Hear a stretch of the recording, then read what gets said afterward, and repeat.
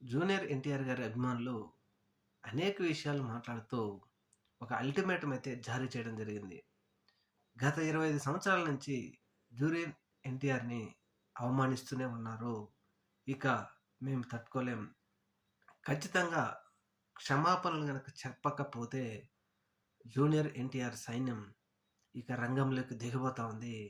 మేమేంటో చూపిస్తాం అంటూ ఒక సవాలైతే విసిరారు. మరి తెలుగుదేశం పార్టీ ఎన్టీఆర్ అభిమానులకు భయపడి మరి క్షమాపణ చెప్పిస్తుందా?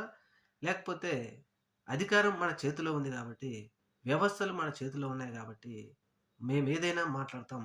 మమ్మల్ని ఎవరు ఏం చేసినా చేయటానికి లేదు అంటూ మరి క్షమాపణలు చెప్పించకుండా ఉంటారా? అనేది చూడాలి. ఏదేమైనా జూనియర్ ఎన్టీఆర్ అభిమానులు విసిన సవాల్‌ను రాష్ట్రంలో ఏ విధమైనటువంటి మలుపులు తిరుగుతుందో చూడాలి మనం.